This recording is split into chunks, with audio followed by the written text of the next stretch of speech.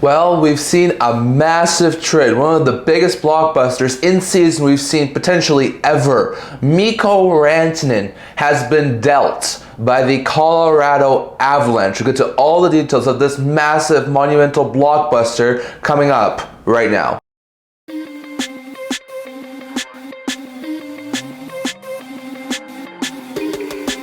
Hello everyone, welcome back to another video here at the Internet Hockey Channel. Before we get into this video, don't forget to like this video and subscribe down below. So you know your support would never be able to help you guys. So if you haven't already, don't forget to subscribe button down below. Don't forget to comment down in the comment section below and also in today's video. So in today's video, we're talking about a massive trade that went down last night. A three-way deal that involved the Carolina Hurricanes, the Colorado Avalanche, and the Chicago Blackhawks. That was an interesting trade for all three sides. So it was a three-way deal, and the trade is as follows. The Colorado Avalanche dealt Mikko Rantanen to the Chicago Blackhawks, and then the Blackhawks, to facilitate the deal, retained 50% of Rantanen's contract, and they deal him to Carolina. So Colorado get rid of the entire cap of Rantanen, and the Hawks retain 50%. They give them to the Carolina Hurricanes. The Chicago Blackhawks also deal Taylor Hall to the Carolina Hurricanes, and then young prospect Nils Juntorp also goes to Carolina, so it's a lower-end prospect, but Juntorp, Hall, and Rantanen with 50% of his contract go to Carolina. The Chicago Blackhawks received their own 2025 third-round pick back from the Hurricanes as part of this deal, and the Colorado Avalanche acquired Martin Necas, Jack Drury, a 2025 second-round pick and 2026 fourth-round pick that are both the Carolina Hurricanes. So this is a massive, monumental deal that involves a whole bunch of teams. So we'll start with the Hawks side of things. It's a little bit more confusing when it comes to the Hawks aspect of things. They eat half of Rantanen's contract, which is not overly surprising. They're a team who has some retention slots available. They have money to work with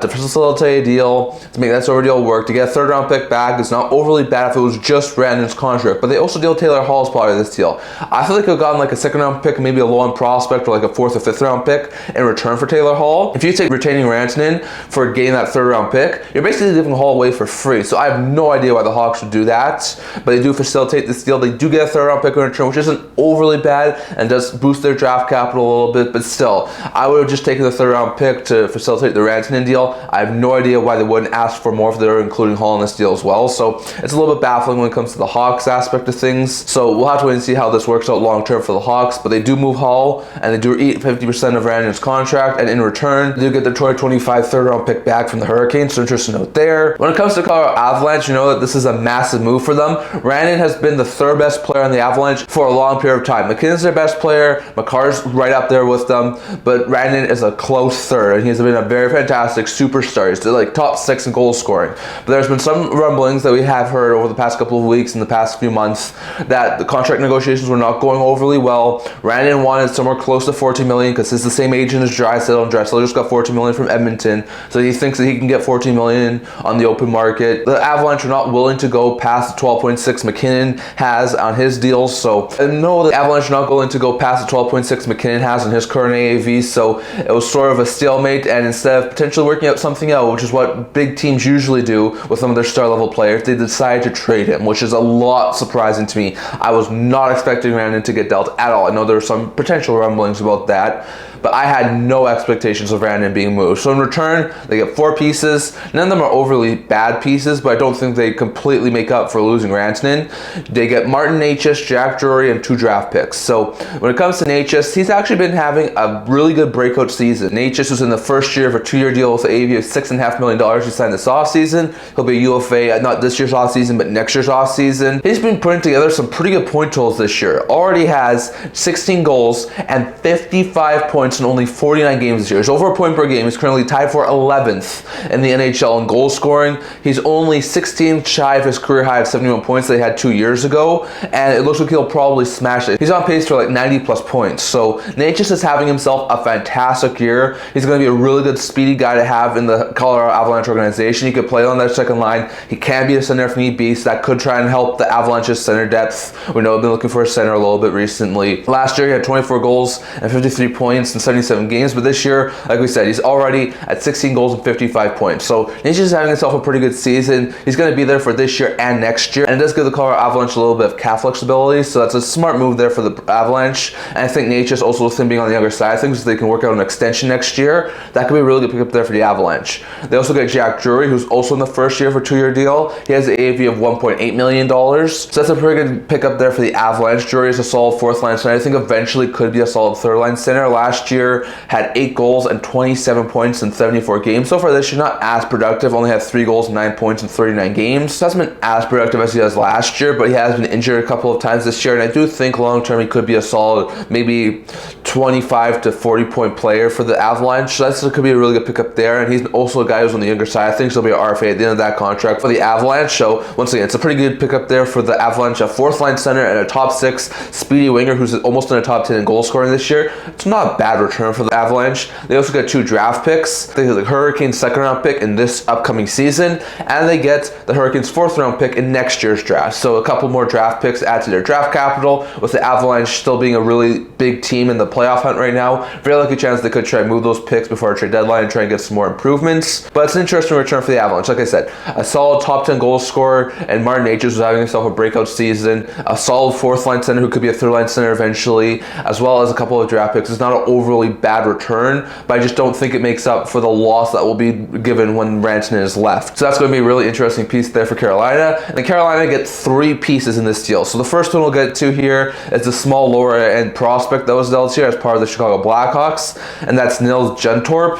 Juntorp was the 6th round pick back in the 2022 draft, 188th overall. He currently hasn't even signed an NHL contract yet, so he's an unsigned prospect. He's currently playing over in Hockey Allsvenskan this year, putting up 11 goals and 20 points in 25 games over there. So it looks like a very good prospect. I think eventually could be maybe like a 4th or 3rd line forward, but he's still not signed yet, and he's still on the younger side of things. So we're gonna have to wait and see where that goes.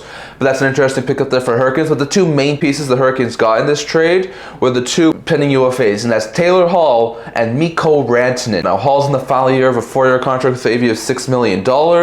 Like I said, I'm not exactly sure why the Hawks included Hall in this sort of a trade, because they didn't get very much value for him. But in Carolina, he'll be a solid player. Last year, only played in 10 games with the Hawks before suffering a season-ending injury, putting up 2 goals and 4 points. So he had a really injury-riddled last year, but the year before that, put up 36 points in 61 games, looked pretty good in Boston before he was dealt to Chicago. So far this year, had actually been doing quite good, put up 9 goals, 24 points in 46 games. He was on pace for around 45-50 points this year, which is actually pretty good. He'll be back up to there for the first time since that 21-22 season he had in Boston. So that could be a really good pickup there for the Hurricanes. Like I said, Hall's in the final year of his deal. There's a very likely chance that the Canes walk away from him as a UFA, but I think he could be a really good fit there on like the 3rd or 2nd line for the Hurricanes, fitting in well with guys like maybe a Jordan Stahl or maybe Jesperi Kotkaniemi or someone like that in the middle 6. I think Hall could be a really good piece there, and he's sort of been heating up recently, so very likely chance I think Hall will be a very fantastic fit there in the Hurricanes organization, and I think that could be a really good pickup there too, even if it's just for this year. So it's a pretty good pickup there for Carolina. But the big piece of this trade and the big piece that the Carolina Hurricanes got is top 6, top end, top 5 potential player in the NHL this year, Mikko Rantanen. Rantanen is in the final year of a 6-year deal with an AAV of $9.25 million. Like we just said, he seems to be wanting around $13-14 million. The Avalanche weren't going to give it to him, so they moved him.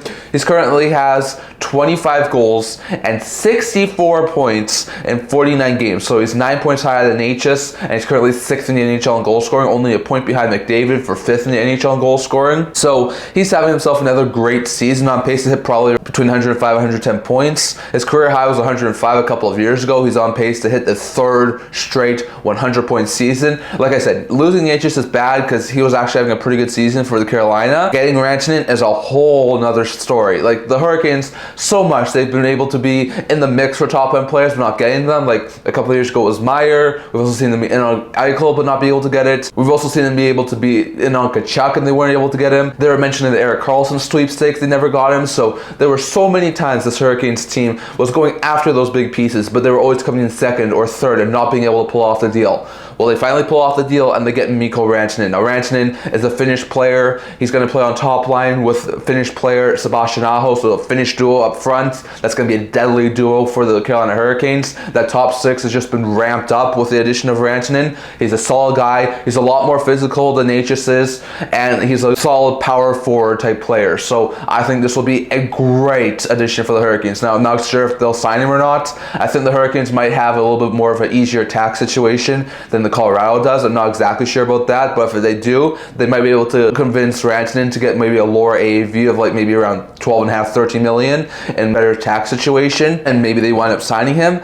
But still, at this point in time, it's the rental. There has been no extension talks at this point, but there's still a possibility we could see an extension happen before he hits UFA status. So it's a really massive deal as Mikko Rantanen, Taylor Hall, and a young prospect in Juntorp have been dealt to Carolina, with the Canes getting Necas, Drury, and 2 draft picks in return, and the Hawks to facilitate a deal and give up Hall, get a 3rd round pick. So definitely an interesting trade nonetheless. I'd love to get your thoughts on all of this down in the comment section below. Who do you think won this deal? I think personally at this point in time, with what they had to give up and what they were able to get, the Hurricanes by far won this sort of a deal. I know Necas is a bad piece to give up and will be a solid player for the Avalanche, but I think the Carolina Hurricanes fleeced both the Colorado Avalanche and the Chicago Blackhawks. So definitely, after you guys' thoughts on this deal, down in the comment section below. That's what I'm going to talk for today. We're going to tell you this video. If you're return to subscribe below. Thank you for all your support. We're to with you guys. So if you haven't already, don't forget the subscribe button down below. Don't forget to comment down in the comment section below so you can assist in this video. Also a blog doing news, rumors, analysis, stuff like that. So check that out. I'll leave a link down in the description below. And catch you guys all for the next video.